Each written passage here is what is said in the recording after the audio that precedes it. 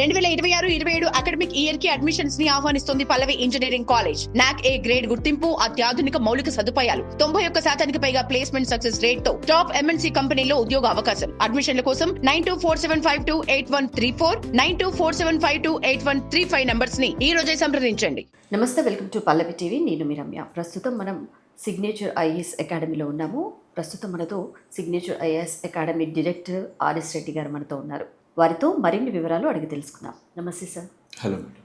రాష్ట్రాల రుణాలపై ఆందోళన వ్యక్తం అవుతుంది కదా సార్, దాని గురించి కొంత వివరణ. రీసెంట్గా కంట్రోలర్ అండ్ ఆడిటర్ జనరల్ ఒక రిపోర్ట్ని రిలీజ్ చేసింది. అది స్టేట్ ఫైనాన్సెస్కి సంబంధించి 2024 అండ్ 25 ఫైనాన్షియల్ ఇయర్కి సంబంధించినటువంటి రిపోర్ట్.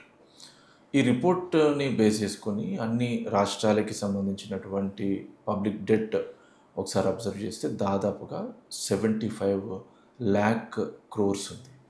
ఇది రాష్ట్రాల జీడిపిలో, జిఎస్డిపి అంటాం మనం, ఈ జిఎస్డిపిలో చూసినప్పుడు దాదాపు 23%గా ఉంది. సో లోన్ రాష్ట్రాలు ఇలాంటి డెట్కి వెళ్ళడం అనేది కామన్. వేరియస్ ఇన్ఫ్రాస్ట్రక్చర్ రిలేటెడ్గా ఇంకా డెవలప్మెంట్ ప్రాజెక్ట్స్ కోసము ఆఫ్ అండ్ లోన్స్కి వెళ్తాయి, విచ్ ఈస్ కామన్. కానీ ఇదే రిపోర్ట్లో ఇంకా కొన్ని ఫైండింగ్స్ ఏంటి అంటే, స్టేట్ ఎక్స్పెండిచర్లో దాదాపు 83% రెవెన్యూ ఎక్స్పెండిచర్ ఉంటుంది. ఎప్పుడైతే ఈ రెవెన్యూ ఎక్స్పెండిచర్ పెరుగుతుందో క్యాపిటల్ ఎక్స్పెండిచర్కి అవసరమైనటువంటి అమౌంట్ చాలా తక్కువగా ఉంటుంది. క్యాపిటల్ ఎక్స్పెండిచర్ అంటే రోడ్లు కన్స్ట్రక్ట్ చేయడం అయి ఉండొచ్చు, పెద్ద పెద్ద ఇరిగేషన్ ప్రాజెక్ట్స్ కన్స్ట్రక్ట్ చేయడం అయి ఉండొచ్చు, పవర్ ప్రాజెక్ట్స్ కన్స్ట్రక్ట్ చేయడం అయి ఉండొచ్చు. ఇలాంటి వాటిపైన స్పెండ్ చేయడం కంటే రెవెన్యూ ఎక్స్పెండిచర్ ఎక్కువగా ఉండడం అనేది, చాలా ఎక్కువగా ఉండడం కొంచెం ఆందోళన కలిగించేటువంటి విషయం. రెండోది, ఈ డెట్ని కనుక ఒకసారి అబ్జర్వ్ చేస్తే లాస్ట్ 10 yearsలో చూసినప్పుడు ఇది దాదాపు 216 times పెరిగింది. ఓకే, సో అంతేకాదు ఎక్కువ మనం సబ్సిడీస్ ఇస్తున్నాయి గవర్నమెంట్స్, ఇరిగేషన్ రిలేటెడ్గా అయి ఉండొచ్చు, లేదంటే ఎనర్జీ రిలేటెడ్గా అయి ఉండొచ్చు, ఇట్లా అగ్రికల్చర్ రిలేటెడ్గా అయి ఉండొచ్చు. ఎక్కువగా దాదాపు 214% గ్రోత్ ఈ సబ్సిడీస్లో కూడా కనిపించింది. పబ్లిక్ డెట్ ఎక్కువగా అవుతున్నప్పుడు దాంట్లో డెట్ పెరగడం తప్పలేదు, కానీ ఆ డెట్ రెవెన్యూ ఎక్స్పెండిచర్ కంటే కొంచెం క్యాపిటల్ ఎక్స్పెండిచర్ పైన కూడా పెరగడం అనేది అవసరం. అలాగని మనం వెల్ఫేర్ స్కీమ్స్ ఇతర వాటి కోసం స్పెండ్ చేయొద్దా అంటే ఖచ్చితంగా చేయాలి. ఆ లాంగ్ రన్లో అవి కూడా హ్యూమన్ క్యాపిటల్ని స్ట్రెంథెన్ చేసేటువంటివి కాబట్టి, కానీ బ్యాలెన్స్డ్గా ఉండడం అనేది అవసరం.